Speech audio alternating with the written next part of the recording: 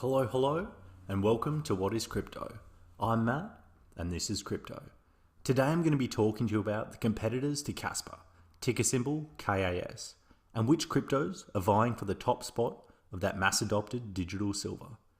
I have a snippet from some interviews from Michael Saylor, Charles Hoskinson, and some other prominent crypto figures, so stick around. Firstly, a bit about my channel. Here I give to-the-point crypto information and education, and discuss all things crypto. I try to be short and sweet, as time is money, and money is more coins and tokens to fill up those bags. So if you could smash that like button and subscribe to the channel legends, that'd be unreal. I'm putting out regular, pretty good content, and it'll only take you a couple of seconds, and it'll make this bloke's day. Alrighty, let's get into it. So I've covered what Kaspa is, what it does, and what my thoughts are on Kaspa in some previous videos, which I'll link below. But in summary, Kaspa really aims to do what Bitcoin set out to, which has become the #1 peer-to-peer electronic cash system. Bitcoin is now too scarce, slow, and being held onto as a store of value. So a non-centralized digital silver with a capped supply that won't be inflated into existence is needed. And this is where Kaspa comes in. But who are Kaspa's competitors, and what options are there if you're looking for that mass-adopted digital silver? As I see it, to compete for the title of digital silver to Bitcoin's gold, a cryptocurrency needs to be highly decentralized, cheaper to use than Bitcoin, and scalable for mass adoption, more abundant, faster, and highly secure. We'll start with a clip from Michael Saylor. And the legitimate business in Western Europe, the United States, Singapore, Japan, is going to be rebuilt on a Bitcoin base layer using Lightning or using other Bitcoin protocols. And if it's not that, it must absolutely be an asset without an issuer, truly decentralized, designated as a commodity by the regulators. If you can't build a crypto application on top of a commodity network decentralized, I don't think there's a future for it in the developed world. Alrighty, also I would just like to say that contrary to the government's agenda, CBDCs are not the answer to this.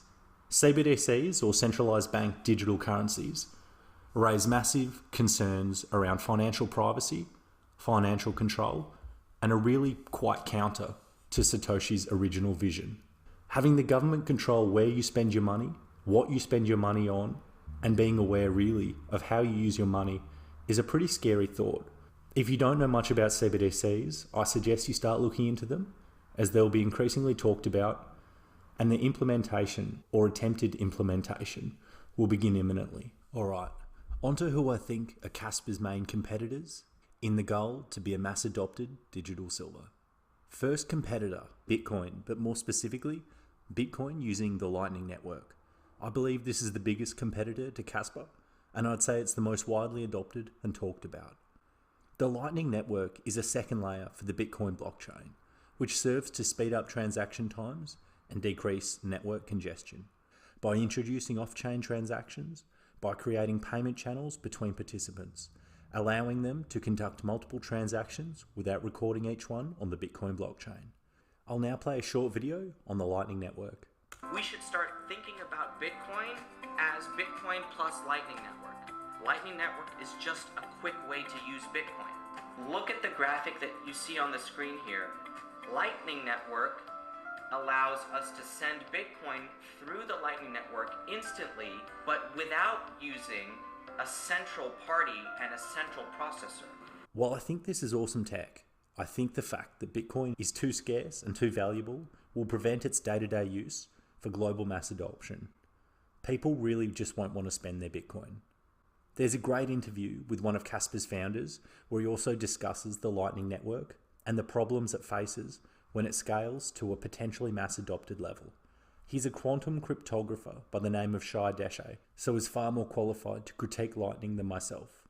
It's an interview worth watching in its entirety, but I'll just snip out a little clip for the purposes of today's video. So a big issue with the Lightning Network is that you can have something go wrong in one part of the network and the entire network would be agnostic to it. It's not like in Bitcoin where I can cheat. I can't try to double spend without the entire network finding out. It's too localized. You don't really have the security of the entire network when you work this way. Pretty much he goes on to talk about the security issues that come up when you try to scale Bitcoin through using the Lightning Network. He goes on to say, when it comes to scalable security, Kaspa beats the Lightning Network hands down. He also, in the video, explains why. Admittedly though, being a core member of Kaspa, he does have the potential for bias, as do we all. Really, technology aside, I just believe people won't want to spend their Bitcoin. Competitor number 2 is Litecoin, the original silver to Bitcoin's gold. It was founded in 2011 by Charlie Lee.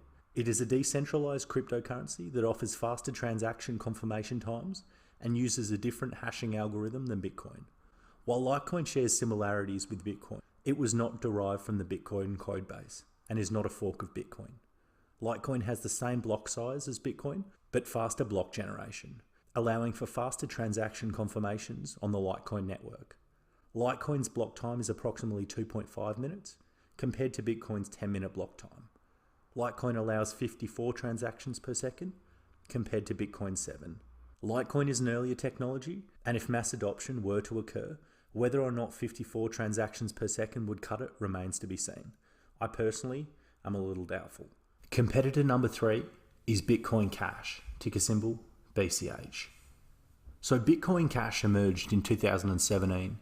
It is a hard fork from the Bitcoin blockchain and aims to be a more scalable and efficient cryptocurrency for everyday transactions.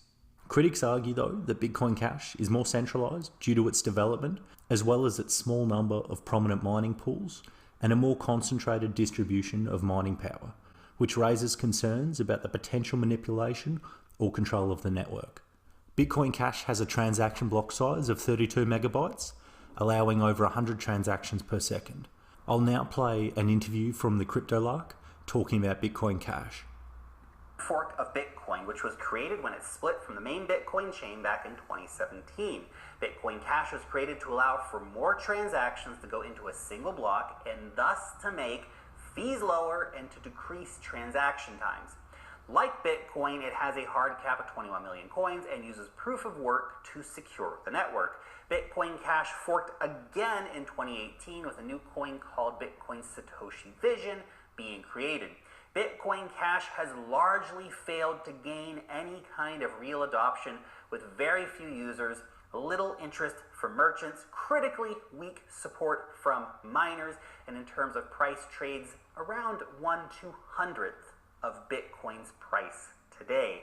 I personally see very little hope for it in the future. It hasn't been widely adopted, and I don't really think it poses that significant a threat to Lightning, Kaspa, or even Litecoin for that matter. Here's a little bit of a look at the price chart of Bitcoin Cash. Alright, so finally that brings us on to BSV, or Bitcoin Satoshi Vision. Now this is a pretty interesting one. BSV has significantly increased the block size from Bitcoin's 1 megabyte to 128 megabytes. It also has an upcoming update, the Terranode Open Framework, which is set to launch and will reportedly allow BSV blockchain to process more than 100,000 transactions per second. The tech is derived from the Bitcoin white paper before changes were put in place. However, the creator is Dr. Craig Wright, a very controversial figure in the crypto space who was previously claimed to be Satoshi Nakamoto.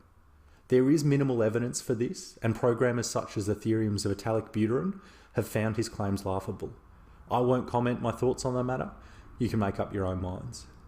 Looking at the price action and adoption, it kind of reminds me a little of the Bitcoin Cash fork. It hasn't been widely adopted and doesn't seem to have a huge community of support. However, this could change. I'll give a short interview from Charles Hoskinson, the founder of Cardano, who talks about BSV in a diplomatic way. They seem to think they have use and utility, and they seem to think they understand how a cryptocurrency works.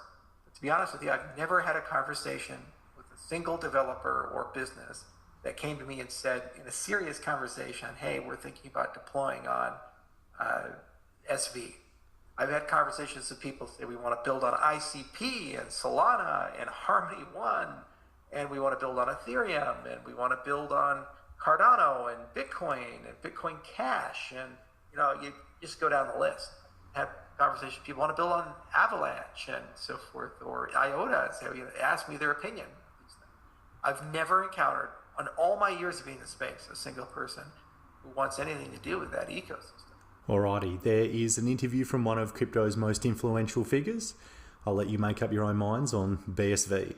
Lastly, we'll quickly talk about privacy coins. I don't see privacy coins seriously competing with Kaspa due to government regulations, but I feel there is definitely a market for privacy coins. And there are 3 privacy coins that could be worth looking into. Monero, ticker signal XMR, Epic Cash, ticker signal Epic, and Zcash, ticker signal ZEK. I think this is, however, a separate market being targeted rather than really vying to be that digital silver to Bitcoin's gold. Alright, that's it for today. Don't forget to like and subscribe. Also, if there's anything you think I could have done better or any projects that I've missed that you want me to cover, let me know in the comments. Anything you say is hugely appreciated. Awesome. I really do appreciate it, and I appreciate you. Cheers, legends. Keep hodling, and I'll catch you in the next one.